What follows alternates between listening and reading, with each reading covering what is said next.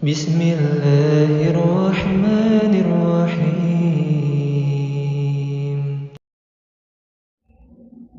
Baik para jamaah Bapak Ibu yang dimuliakan Allah.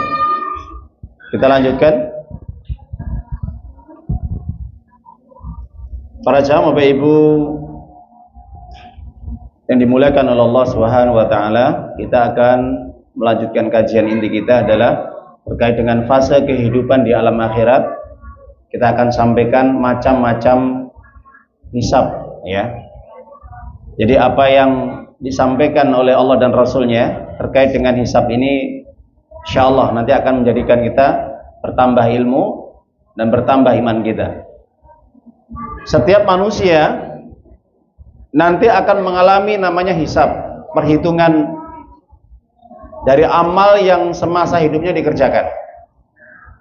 Maka dari sini para ulama menjelaskan bahwa nanti pada hari kiamat setiap masing-masing manusia maka akan dihisab oleh Allah SWT untuk mempertanggungjawabkan atas perbuatan, atas tindak tanduknya, atas pekerjaan yang semasa di dunianya. Maka kita semua nanti akan mengalami hisab, ya. Inna alaina hisabahum, ya. Nanti hanya kepada kamilah kalian akan dihisab, kata Allah Subhanahu wa taala di dalam surat Al-Ghasyiyah, ya. Jadi semuanya akan melalui proses hisab dan tidak ada mereka yang tidak dihisab. Bahkan sebagian ulama mengatakan binatang pun nanti pun akan dihisab, ya, meskipun mereka pada akhirnya akan dimatikan oleh Allah dan mereka tidak ada tujuan selanjutnya, balasan atau ke neraka atau ke surga. Hanya cukup ketika binatang yang mati dibunuh oleh binatang yang lainnya, nah, itu untuk mempertanggungjawabkan saja. Nah, sampai sebagian penjelasan atau pendapat ulama seperti itu. Apalagi manusia dan jin yang punya akal, yang diberi akal oleh Allah Ta'ala untuk apa? Mencari kehidupan, apakah kehidupan yang benar atau kehidupan yang salah, jalan yang benar atau jalan yang salah. Inna hadina sabila imma syakira wa imma kafura, di dalam surat Al-Insan. Kami tunjukkan manusia itu dua jalan. Ada mereka yang memilih jalan kepada jalan yang benar, jalan yang lurus, hidayah Allah, mereka ikuti itu, hidayah Allah, petunjuk Allah. Nah, itu orang-orang yang syukur, Pak. Jadi orang yang syukur itu adalah orang yang mengikuti hidayah Allah, petunjuk Allah, ya, otomatis mengikuti petunjuk Al-Quran dan sunnah Rasulnya Shallallahu Alaihi Wasallam. Itu orang yang syukur. Sebaliknya orang yang kufur, orang yang dia menolak jalannya Allah, atau orang yang tidak mau mengikuti petunjuknya Allah yang sudah ditunjukkan oleh Allah tapi tidak diikutin, bahkan nyeleweng, menyelisihinya. Nah, ini orang-orang yang kufur, Pak. Orang yang tidak mau berterima kasih kepada Allah. Sudah ditunjukkan jalan yang lurus tapi dia cari jalan yang lain, jalan yang bengkok-bengkok, itu orang yang kufur. Oke, sebaliknya ngeten nggih. Nah, itu. Nah, para jamaah Bapak Ibu dimulakan oleh Allah Ta'ala, maka ketika manusia masing-masing nanti dihisab oleh Allah untuk mempertanggungjawabkan dari setiap perbuatan yang dilakukan di dunia, baik yang besar maupun yang kecil, itu tidak akan pernah dilewatkan oleh Allah, ya. Artinya mereka tidak akan terlepas dari hisabnya Allah, perhitungan Allah. Namanya hisab itu kan hitungan, ya, makanya dikatakan hisab itu adalah hitungan atau matematika. Kalau sekarang itu ilmu hisab itu ilmu matematika. Jadi ilmu terkait dengan hitungan, dihitung betul sama Allah, diteliti betul sama Allah. Sekecil apapun, apalagi yang besar, sekecil apapun, ya, bahkan seperti darah pun itu akan diperhitungkan oleh Allah. Faman ya'mal mithqala dzarratin khairan yara wa may ya'mal mithqala dzarratin syarran yara. Siapapun orang yang berbuat kebajikan sekecil apapun diperhitungkan sama Allah, diperlihatkan nanti di hadapan manusia. Sebaliknya, sekecil apapun perbuatan jelek, perbuatan buruk juga ditampakkan oleh Allah, diperlihatkan oleh Allah di hadapan seluruh manusia. Ya. Jadi siap-siap nanti kita boleh mempertanggungjawabkan dari semua apa yang kita lakukan di dunia ini, ya. Makanya hati-hati, kata Umar bin Khattab, hasibu anfusakum qabla an tuhasabu. Telitilah dirimu, hati-hatilah dirimu dalam beramal di dunia sebelum nanti kamu akan dihisab nanti pada hari kiamat. Ya.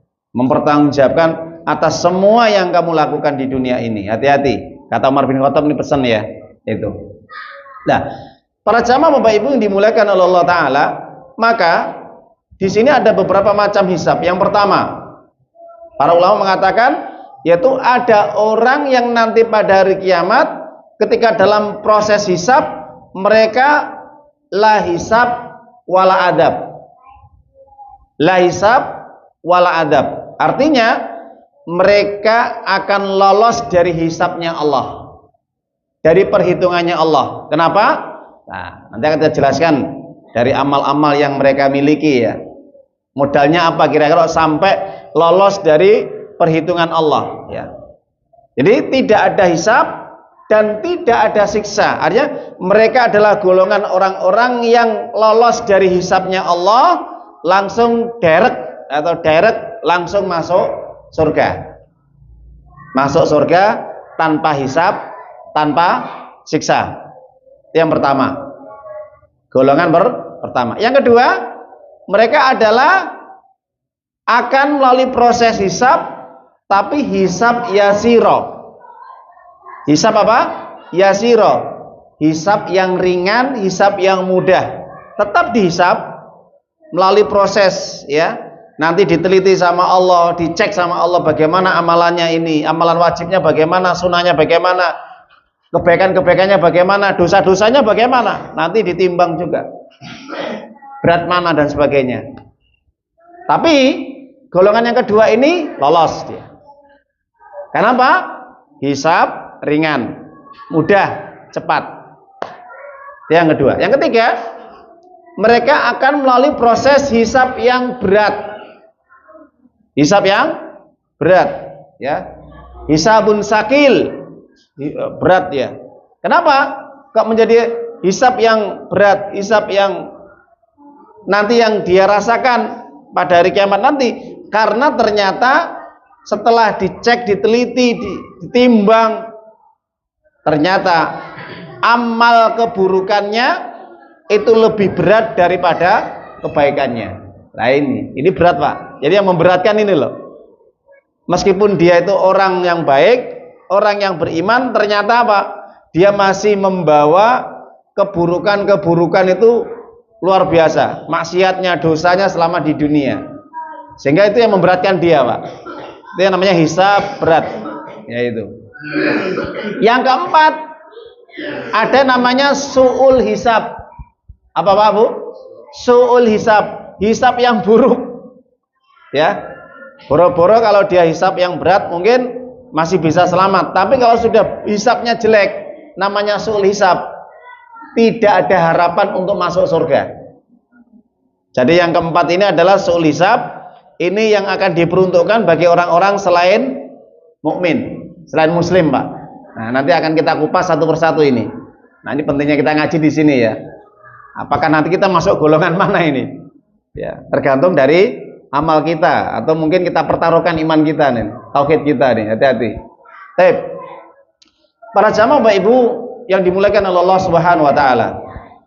Terkait dengan orang yang nanti akan melalui proses hisab, ternyata orang ini lolos dari pantauan Allah, lolos dari penilaian Allah, hitungan Allah, checkingnya Allah, ya. Maka orang yang seperti ini adalah orang yang terbaik di antara golongan-golongan yang lain. Orang yang istimewa, orang yang luar biasa dia. Dari sisi apa? Satu, dari sisi keimanan. Jelas. Ya, ini sudah nggak bisa diremehkan lagi Pak Buki. Dari apa sisi? Iman, imannya. Yang kedua, dari sisi amal solehnya. Masya Allah. Ini orang yang masuk surga tanpa hisab, tanpa diazab, direct langsung. Itu direct ya. Lolos cepet. Nah, para ulama mengatakan orang-orang seperti ini ya termasuk mereka adalah golongan para anbiya, para rasul, para nabi, ya. Dan diikuti oleh siapa? Orang-orang yang soleh, yang taat. Ketaatannya itu luar biasa, kesolehannya itu luar biasa, amal ibadahnya luar biasa Pak Bu. Masya Allah. Orang yang seperti ini, dia meninggalkan dosa-dosa besar. Meninggalkan dosa besar. Orang-orang yang soleh, mereka akan memasuki surga tanpa disiksa dan tanpa dihisab. Itu. Nah, para jamaah Bapak Ibu yang dimuliakan oleh Allah Subhanahu wa taala, maka Nabi sallallahu alaihi wasallam ini pernah menyampaikan dalam hadis, ketika Nabi menyampaikan di forum di hadapan para sahabat, ya, terkait dengan masalah hisab, yang nanti pada hari kiamat Nabi menyampaikan bahwa nanti umatku ada yang mereka itu lolos dari hisab Allah. Nabi katakan, diriwayatkan dari Imam Bukhari, ini banyak hadis ya, sampaikan satu persatu ya. Dari hadis Imam Bukhari, ya, hadis sahih, riwayat dari sahabat Abdullah bin Abbas radhiyallahu anhu. Pernah Allah menampakkan kepadaku, menunjukkan kepadaku ketika aku Isra dan Mi'raj ke Sidratil Muntaha, dibuat ya, ditunjukkan gambaran nanti ketika memasuki surga, bahwa nanti aku diperlihatkan ada seorang nabi yang dia tuh datang menghadap Allah itu dengan membawa satu orang.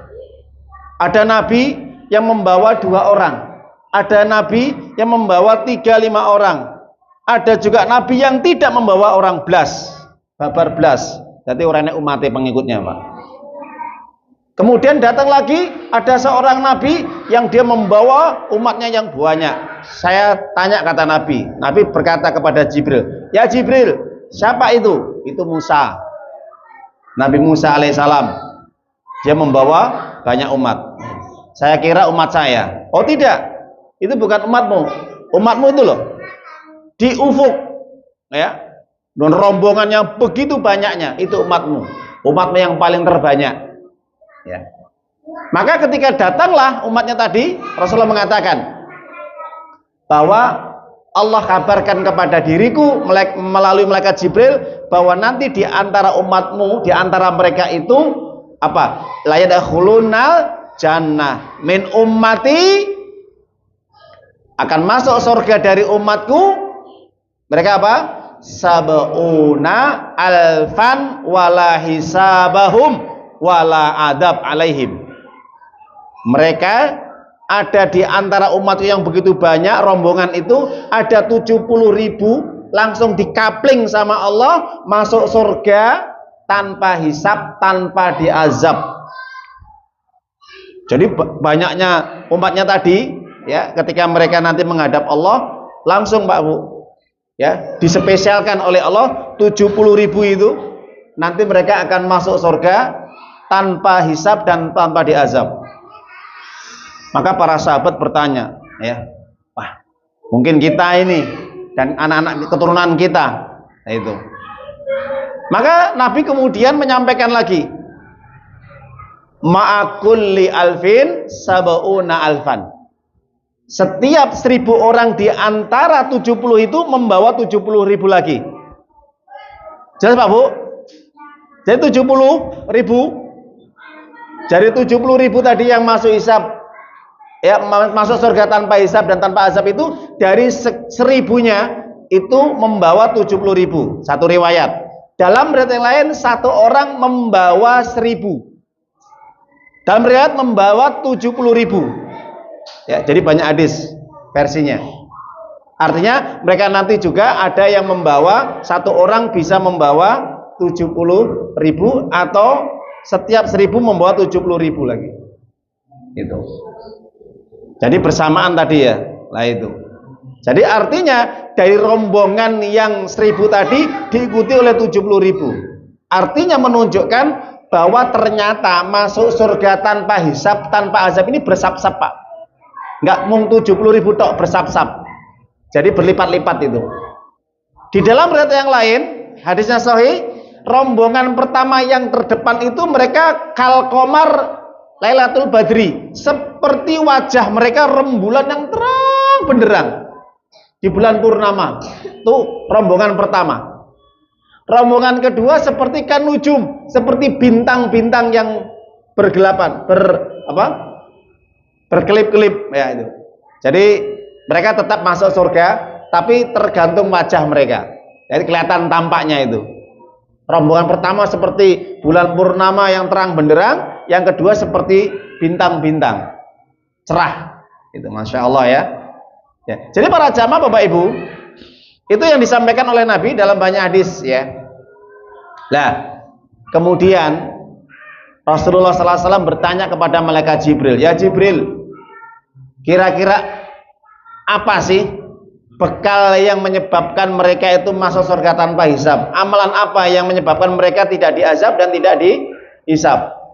Maka dari situ malaikat Jibril menyampaikan kepada Nabi, mereka adalah humul ladina tatayyarun wala yastarkun wala yaktawun wa ala rabbihim yatawakkalun.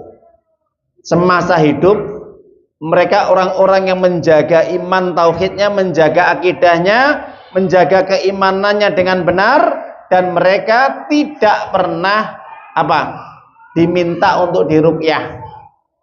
Tidak pernah mereka minta untuk kai, dan juga mereka tidak melakukan tatayur, dan mereka hidupnya selalu pasrah hanya kepada Allah, lahir dan batin, tawakal. Nah ini para jamaah Ibu yang dimuliakan Allah Ta'ala, inilah syarat yang bisa menyebabkan orang masuk surga tanpa hisab, tanpa azab. Yang pertama apa? Mereka orang-orang muslim yang tidak pernah menyekutukan Allah, jelas, menjaga iman tauhidnya. Yang kedua, mereka adalah orang-orang yang tidak minta diruqyah, jambi-jambi ya. Sebagian para ulama mengatakan mereka tidak minta diruqyah dengan jambi-jambi yang mengandung syirik. Ruqyah itu ada dua, ruqyah syariah dan ruqyah syaitoniyah. Ruqyah memang betul itu disyariatkan ketika ada orang yang sakit, itu didoakan dengan kalimat-kalimat thayyibah, dengan doa yang bersumber dari Al-Quran dan hadis Nabi. Namanya ruqyah. Diobati dengan apa? Bacaan-bacaan itu Pak ya. Jadi kalau kita pengen meruqyah diri kita sendiri kan, Nabi contohkan ya, pegang badannya, bacakan doa ya, bismillah 7 kali, kemudian baca a'udzu bi'izzatillahi wa qudrati min syarri ma ajidu wa uhadir. Itu ruqyah sendiri. Lah, orang yang minta diruqyah sebagian ulama mengatakan juga makruh, tidak disukai kalau sering minta diruqyah. Itu nggak boleh. Kenapa? Nanti akan hilang tawakalnya dia kepada Allah. Jadi kalau sakit, ngeten Pak Bu nggih, titik-titik minta diruqyah, dikit-dikit minta diruqyah, itu nggak boleh. Hati-hati. Kenapa? Nanti akan luntur rasa tawakalnya dia kepada Allah. Jadi kalau sakit bagaimana Pak Bu? Pertama, berdoa kepada Allah sendiri, ruqyah dia sendiri. Kedua, tawakal dia kepada Allah, pasrah sudah dengan musibah, penyakit yang dia derita. Itu lebih baik Pak Bu. Jelas ya? Meskipun berobat itu juga sarana ya untuk penyembuhan, itu diperbolehkan. Tapi tingkatan yang paling tinggi tawakal Pak Bu. Seperti tawakalnya siapa? Nabi Ayub. Wah, luar biasa Nabi Ayub ya. 18 tahun Pak sakit kulit Pak. Itu tawakal dia, udah pasrah sudah. Aku dikasih penyakit kulit ya sudah. Padahal sudah ditawarkan tabib, dokter model apapun dia tolak. Nabi Ayub nggak mau. Kenapa? Dia pengen supaya sehatnya itu ya, itu bisa setara dengan sakitnya dia. Karena sudah dikasih sehat sekian tahun, ya puluhan tahun, kalau bisa samalah ya penyakitnya tadi, rasa sakitnya dia itu sama dengan sehatnya dia. Itu pengennya Nabi Ayub Pak Bu. Kira-kira ada nggak orang seperti itu sekarang ini? Dikasih sehat misalkan contoh aja 10 tahun, dia minta sakit 10 tahun, ada? Saya yakin tidak mau. Jangankan kok 10 tahun, 10 hari aja. Jangan 10 hari, 1 hari aja. dan cepet-cepet periksa ke dokter, betul? Nah itu biar sembuh. Nah itu. Jadi luar biasa keimanannya ya para nabi itu atau orang-orang soleh terdahulu. Baik. Jadi kata-kata minta diruqyah adalah supaya dia diobati. Tapi saya katakan tadi pengobatan itu ada dua, pengobatan yang syar'i dan pengobatan yang tidak syar'i. Nah, bisa jadi ini yang dilarang adalah pengobatan yang tidak disyariatkan, ya, dengan jampi-jampi perdukunan, ya, dengan media-media yang itu melanggar syariat agama Islam, nah itu jelas, itu nanti tidak masuk dalam orang-orang yang apa, masuk surga tanpa hisab atau tanpa diazab. Yang ketiga, di samping dia tidak suka minta diruqyah, yang ketiga adalah tidak melakukan kai. Kai itu apa? Yaitu menempelkan besi yang dipanaskan untuk pengobatan, itu namanya kai.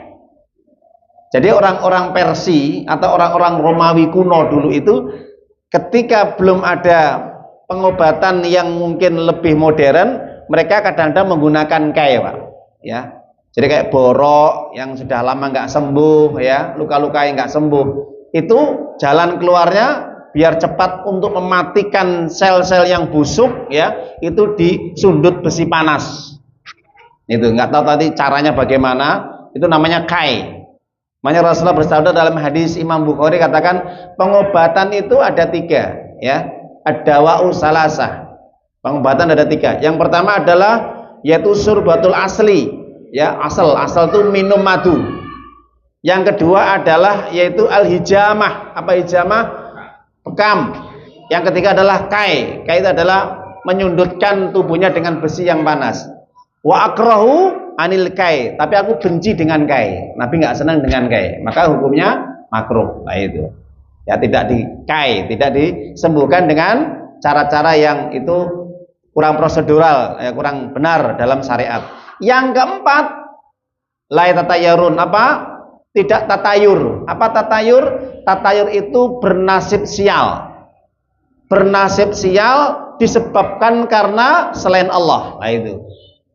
Contohnya, ketika orang itu jatuh, wah ini gara-gara batu ini. Nah itu. Misalkan dia sakit, ya, ini gara-gara saya melanggar hari yang mungkin tidak boleh dilanggar. Nah itu.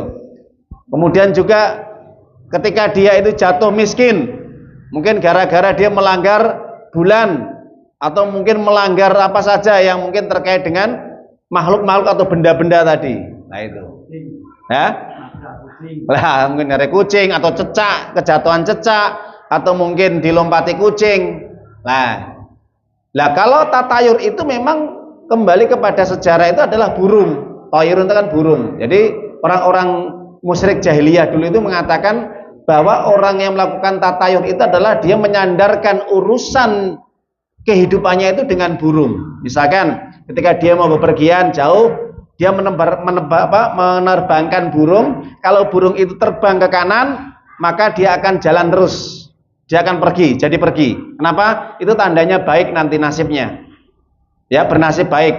Tapi kalau burung itu terbang ke kiri, maka itu tandanya tidak baik. Akhirnya dia mengurungkan nasibnya ataupun perjalanannya disebabkan karena dia menyandarkan kepada burung yang terbang ke kiri. Kenapa? Nanti akan terjadi musibah.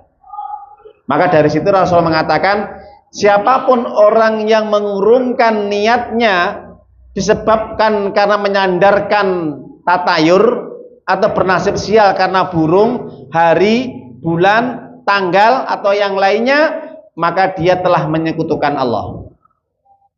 Misalkan kamu tidak boleh keluar rumah pada tanggal ini, bulan ini. Kamu tidak boleh mengadakan hajatan pada bulan ini, tanggal ini atau hari ini. Kamu tidak boleh menikah pada tanggal ini, hari ini, bulan ini. Itu namanya tatayur, Pak.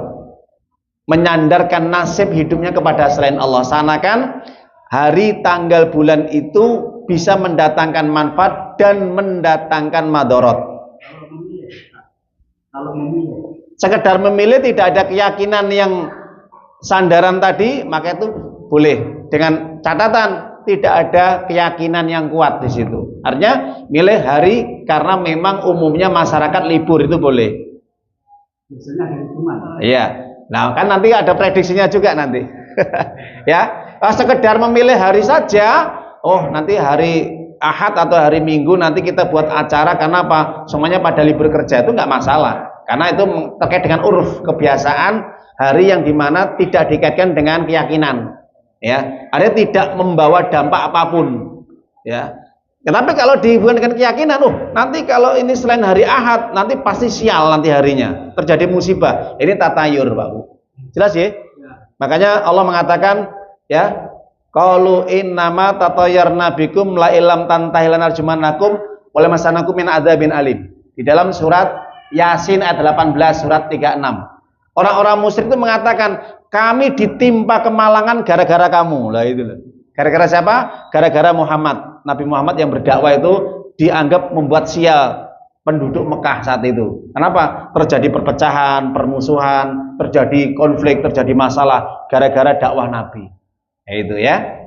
Yang terakhir adalah orang masuk surga tanpa hisab dan juga tanpa diazab, selain dia tidak tatayur bernasib malang sial kepada selain Allah, adalah mereka yang menyandarkan hidupnya hanya kepada Allah, alias tawakal. Idza azamta fatawakal 'alallah. Kalau kamu sudah punya keinginan yang kuat, serahkan semua urusannya kepada Allah, biar Allah yang mengaturnya. Ya. Tapi para jamaah Bapak Ibu, itulah gambaran-gambaran yang kami sampaikan terkait dengan penjelasan hisab yang nanti pada hari kiamat. Golongan pertama mereka akan direct langsung masuk surga tanpa hisab dan tanpa diazab, dan ini merupakan orang-orang yang istimewa luar biasa ya. Yang sudah kami jelaskan tadi, dari sekian amalan-amalan yang tadi, dari mungkin keimanannya, amal solehnya luar biasa, dan tidak melanggar apapun yang ada di dalam penjelasan Nabi tadi. Tidak tatayur, tidak kai, tidak kemudian ruqyah, minta ruqyah yang tidak benar ya. Dan mereka menyandarkan hidupnya hanya kepada Allah ya, lahir dan batin ya, bukan kepada selain Allah. Wallahu a'lam bishawab. Semoga bermanfaat pada kajian malam hari ini, semoga membawa berkah dan manfaat dan menambah iman dan amal soleh kita, dan semoga kita termasuk dikelompokkan orang-orang yang nanti pada hari kiamat ya, mudah-mudahan tidak mendapatkan hisab yang buruk dan juga masuk surga tanpa hisab dan juga tanpa azab. Amin ya rabbal alamin. Itu aja yang kita sampaikan, kurang lebihnya kita akhiri dengan bacaan hamdalah. Alhamdulillahirabbil alamin. Ayyuhalladzina amanu ittaqullaha haqqa tuqatih wa la tamutunna illa wa antum muslimun.